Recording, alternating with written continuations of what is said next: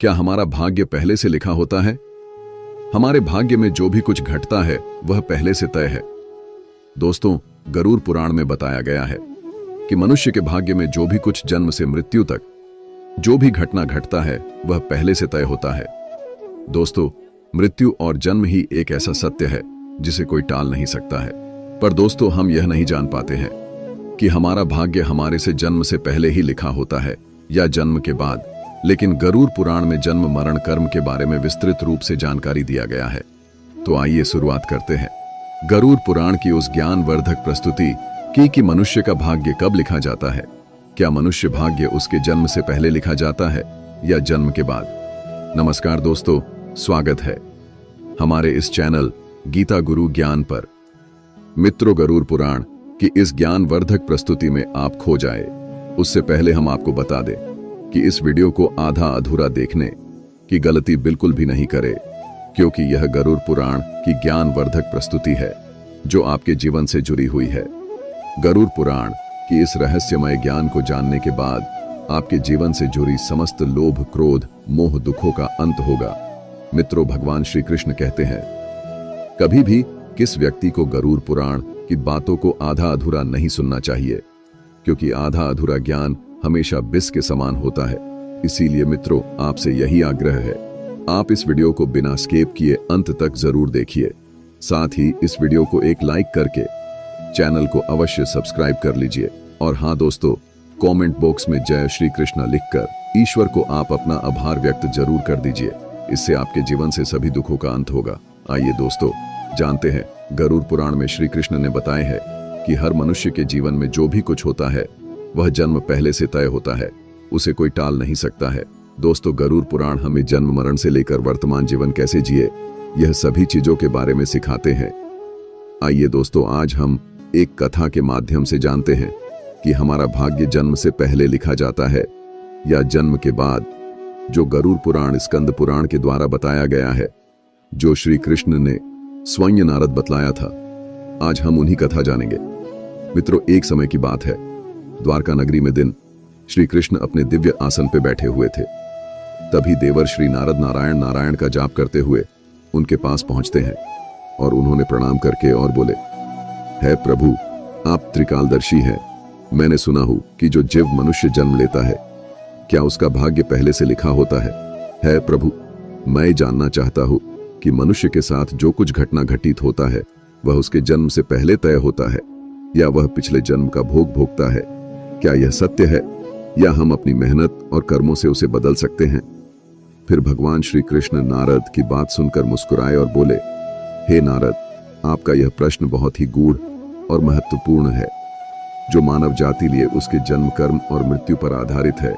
फिर कृष्ण बोले, हे नारद, मैं तुम्हें एक कथा सुनाता हूँ जो न तुम्हारे इस प्रश्न उत्तर देगी, बल्कि हर मनुष्य के लिए एक चेतावनी और प्रेरणा भी होगी।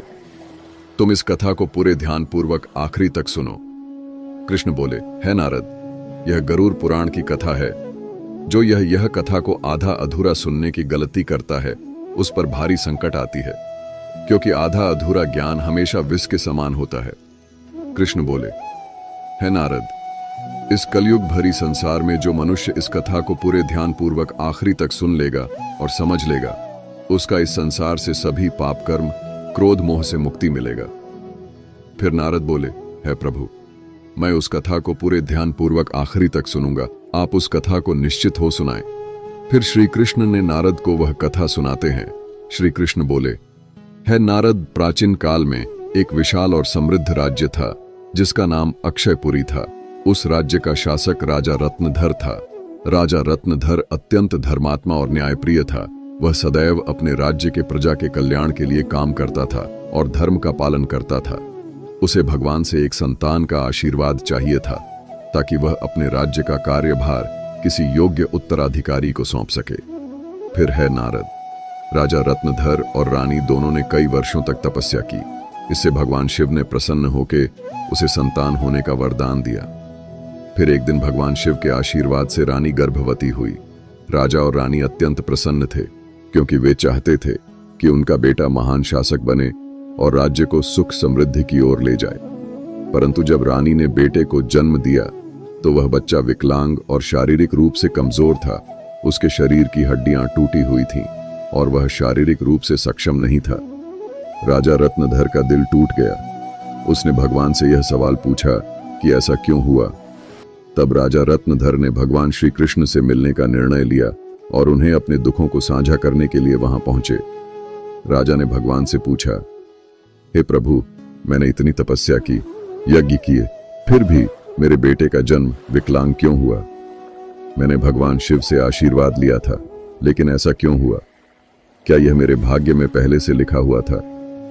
फिर श्री कृष्ण मुस्कुराए और कहा, हे राजा, तुम सही कहते हो कि तुम्हारा पुत्र विकलांग जन्मा है। क्या तुम जानते हो कि तुम्हारे पुत्र का जन्म इस प्रकार क्यों हुआ है? यह तुम्हारे द्वारा किए गए पूर्व जन्मों के कर्मों का फल है। यह तुम्हारे पिछले जन्म के कर्मों का परिणाम है, जो तुम्हारे भाग्य में लिखा हुआ था। लेकिन इसका कारण यह नहीं है कि तुम्हारा भाग्य पहले से निर्धारित था। यह घटना तुम्हारे और तुम्हारे बेटे के कर्मों का फल है, जो उसके पिछले जन्मों से जुड़ा हुआ है। राजा ने आश्चर्यचकित होते हुए पूछा, हे प्रभु, क्या भाग्य वास्तव में पहले से लिखा होता है? श्री कृष्ण ने कहा, जन्म, मृत्यु और जीवन के उतार चढ़ाव पहले से निर्धारित होते हैं, लेकिन हम जो कर्म करते हैं वह हमारे भाग्य को बदल सकते हैं। जिस दिन तुम्हारे बेटे का जन्म हुआ था, उस दिन तुमने एक विशेष संतान का वरदान प्राप्त किया था, लेकिन उस संतान को चुनौतियां मिलना जरूरी था ताकि वह अपने जीवन में धैर्य, साहस और पराक्रम को विकसित कर सके। लेकिन उसका भविष्य केवल उस समय के कर्मों से नहीं होता है, बल्कि यह तुम्हारे पिछले जन्मों के कर्मों का परिणाम है। श्री कृष्ण ने राजा रत्नधर से कहा, है राजन, भाग्य और कर्म में बहुत गहरा संबंध है। हमारे कर्म ही हमारे भाग्य का निर्माण करता है। यही कारण है कि हमें जीवन में अपने कर्मों को सदैव धर्म और सत्य के मार्ग पर रखना चाहिए। श्री कृष्ण ने कहा, है राजन, जो कुछ भी तुम्हारे जीवन में घटित होता है वह तुम्हारे पिछले जन्म के कर्मों का परिणाम है। यदि तुम्हारा बेटा विकलांग जन्मा है तो यह उसकी आत्मा के पिछले जन्म के कर्मों का फल है। जब तुम एक पुण्य आत्मा के रूप में जन्म लेते हो तो तुम्हारे जीवन में कठिनाइयां और संघर्ष जरूर होंगे, क्योंकि इस दुनिया में हर आत्मा को कुछ न कुछ कष्ट भोगना पड़ता है ताकि वह अपने पिछले कर्मों को समाप्त कर सके। लेकिन याद रखो, तुम्हारे बेटे के जीवन में जो कठिनाई है वह उसकी परीक्षा है। यदि वह धैर्य और साहस से इन कठिनाइयों का सामना करता है तो वह अपने भाग्य को बदल सकता है। एक दिन वह वही कार्य करेगा जिसकी कल्पना तुमने अपने जीवन में की थी। मित्रों, फिर राजा रत्नधर ने पूछा, हे प्रभु, क्या मैं और मेरे पुत्र अपने भाग्य को बदल सकते हैं? श्री कृष्ण ने उत्तर दिया, बिल्कुल, तुम दोनों ही अपने भाग्य को बदल सकते हो। तुम्हारे बेटे के जन्म के समय जो विकलांगता थी वह उसके कर्मों का फल था, लेकिन उसका भविष्य तुम्हारे अच्छे कर्मों पर निर्भर करता है। यदि तुम उसे साहस, धैर्य और आत्मविश्वास से भर दोगे तो वह अपने भाग्य को बदल सकता है। तुम्हारे अच्छे कर्मों के परिणाम स्वरूप वह एक दिन महान बनेगा और राज्य का भार संभालने में सक्षम होगा। मित्रों, फिर भगवान श्री कृष्ण ने आगे कहा, भाग्य एक चक्र के समान है जो कर्मों के आधार पर घूमता रहता है। जब तुम अच्छे कर्म करते हो तो तुम अपने भाग्य को सुखमय बना सकते हो। फिर आगे श्री कृष्ण से राजा रत्नधर ने कहा, क्या भाग्य निश्चित रूप से पिछले कर्मों से जुड़ा होता है? श्री कृष्ण बोले, हाँ, लेकिन उसे बदलने की शक्ति तुम्हारे हाथों में है। यदि तुम अच्छे कर्म करते हो तो वह तुम्हारे भाग्य को भी सुधार सकते हो।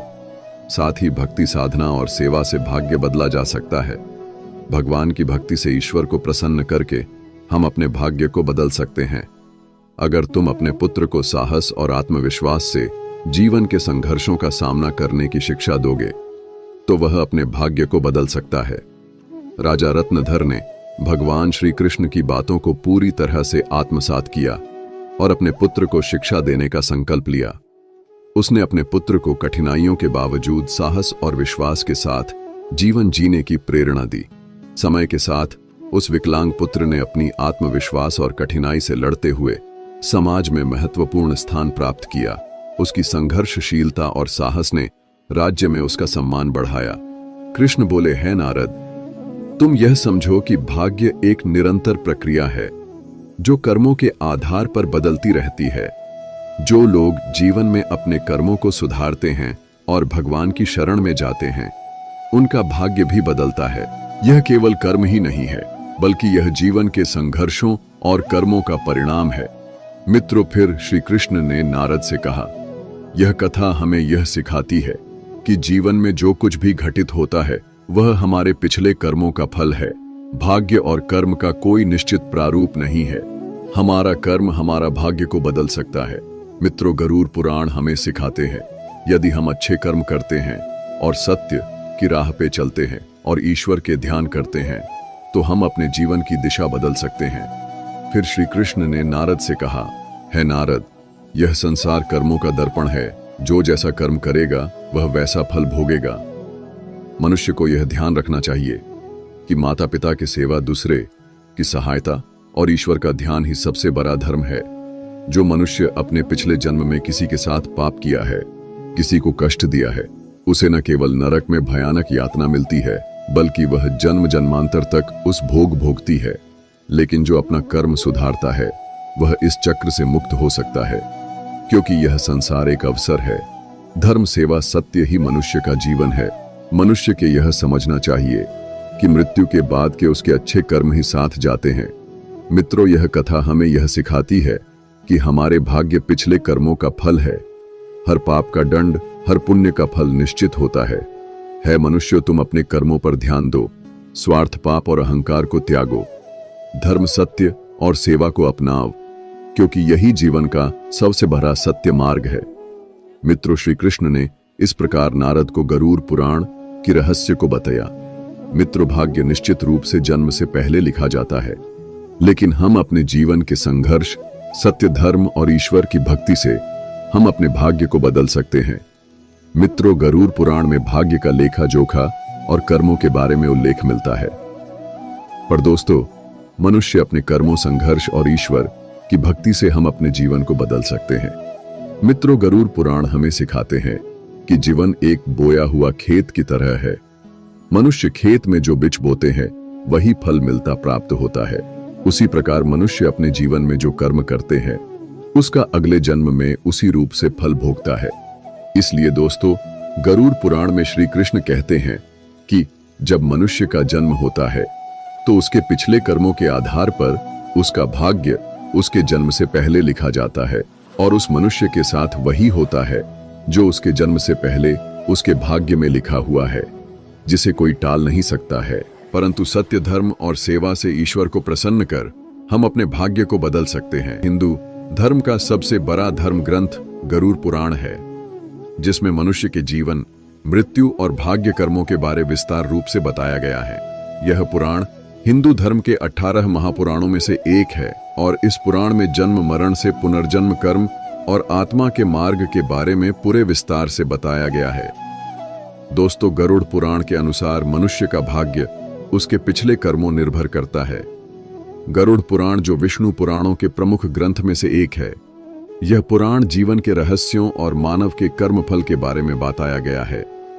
गरुड़ पुराण में श्री कृष्ण को साक्षात भगवान विष्णु के अवतार माने जाते हैं। दोस्तों, गरुड़ पुराण श्री कृष्ण कहते हैं, मनुष्य अपने जीवन में अच्छे कर्म और सत्य मार्ग पर चलकर ईश्वर को प्रसन्न कर हम अपने भाग्य में होने वाले घटना से बच सकते हैं और आने वाले भाग्य को हम बदल सकते हैं। मित्रों, गरुड़ पुराण में श्री कृष्ण ने मनुष्य को जीवन जीने के लिए 3 मुख्य उपदेश दिए हैं, जिन पे चल के हम अपने भाग्य के कर्मों को बदल सकते हैं। दोस्तों, आप इस वीडियो को अंत तक जरूर देखिए, क्योंकि यह सारी जानकारी गरुड़ पुराण के द्वारा बताया गया है। इस वीडियो को बीच में छोड़कर जाने की गलती बिल्कुल भी नहीं करे, इसलिए इस ज्ञानवर्धक प्रस्तुति को अंत तक जरूर देखिए। आइए जानते हैं। नंबर 1, अपने धर्म का पालन करना। मनुष्य का जन्म किसी खास उद्देश्य के लिए होता है। जो मनुष्य अपने पिछले जन्म पाप किया है वह इस जन्म में भी उस पाप का भोग भोगता है, क्योंकि मनुष्य के जन्म से पहले उसका जन्म से मरण तक का भाग्य पहले तय होता है। इसलिए दोस्तों, गरुड़ पुराण में श्री कृष्ण ने बताया है, मनुष्य को हमेशा धर्म, सत्य का पालन करना चाहिए। इससे हमारे पिछले जन्म के पाप से बच सकते हैं, ईश्वर की भक्ति से। हम अपने जीवन बदल सकते हैं। हम सभी ऊंचाइयों तक पहुंच सकते हैं। दोस्तों, यह जीवन एक अनमोल उपहार है। आप इसे व्यर्थ न जाने दें। सही कर्म और धर्म का पालन से हम अपने जीवन को अगले जन्म में होने वाले घटना से बच सकते हैं। यह न केवल आपके लिए है, बल्कि इसे पूरे समाज और दुनिया के आप प्रेरणा का स्रोत बन सकते हैं। नंबर 2, माता पिता सेवा और आदर करना। दोस्तों, गरुड़ में श्री कृष्ण कहते हैं कि मनुष्य को हमेशा अपने माता पिता को सेवा करनी चाहिए, क्योंकि माता पिता के ही चरणों से तीनों लोगों का स्वर्ग है। जो लोग माता पिता को नहीं मानते, नहीं उसका आदर करता है, उसे न केवल नरक में भयानक यातना भोगती है, बल्कि उसके अगले जन्म में भी भारी संकट भोगना पड़ता है और उस मनुष्य अपने पाप का परिणाम जन्म जन्मांतर तक उस कर्म का भोग को भोगता रहता है। नंबर 3, अहंकार। दोस्तों, गरुड़ पुराण में श्री कृष्ण ने बताया है, मनुष्य सबसे बड़ा शत्रु उसके अहंकार होता है, जो मनुष्य को अपने कर्मों से दूर कर देता है। जिस मनुष्य के मन में अहंकार प्रवेश कर लेता, वह मनुष्य अपने जीवन को उस ओर के चला जाता है जहां उसे संकट के सिवा कुछ और नहीं मिल पाता है। उस व्यक्ति को न केवल नरक में भयानक यातना भोगती है, बल्कि वह व्यक्ति अपने आने वाले भाग्य को भी नरक की ओर ले जाता है। इसलिए मनुष्य को हमेशा सत्य, धर्म और प्रेम की भावना रखना चाहिए। इससे वर्तमान जीवन और आने वाले भाग्य हमेशा खुशहाल रहे। मित्रों, गरुड़ पुराण हमें सिखाता है, यह जीवन हमारे कर्मों का फल है। यह ग्रंथ हमें यह समझने की प्रेरणा देता है, अपने जीवन से धर्म, सत्य, परोपकार का पालन करना ही सबसे बड़ा कर्तव्य है। आत्मा की मुक्ति और अगले जन्म उच्च योनि प्राप्त करने के लिए मनुष्य को अपने कर्मों को ध्यान रखना चाहिए। मित्रों, गरुड़ पुराण हिंदू धर्म के महान ग्रंथों में से एक। यही हमारे जीवन को सही दिशा में चलने का ज्ञान देता है, जो हमें यह सिखाता है कि मनुष्य का भाग्य उसके कर्मों और ईश्वर की इच्छा का परिणाम होता है।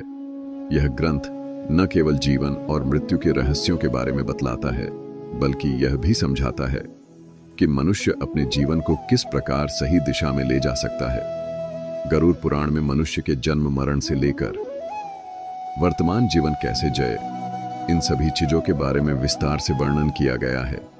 मनुष्य के जीवन से लेकर कर मृत्यु तक की सारी जानकारी इस धर्म ग्रंथ गरुड़ पुराण में बताया गया है। मनुष्य जीवन में जो कुछ घटित होता है, वह हमारे पिछले जन्म का फल है।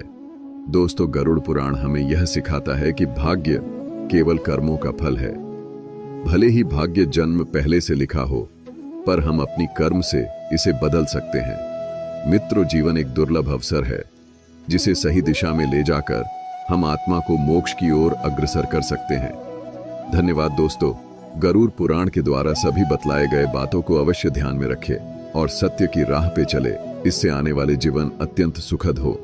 और दोस्तों, वीडियो अच्छा लगा तो इस वीडियो को लाइक करके कमेंट में जय श्री कृष्ण जरूर लिख दीजिए और हमारे इस चैनल गीता गुरु ज्ञान को अवश्य सब्सक्राइब कर लीजिए, ताकि हर एक नया वीडियो आप तक तुरंत पहुंचे। धन्यवाद। हर हर महादेव। ओम नमः शिवाय। राधे राधे।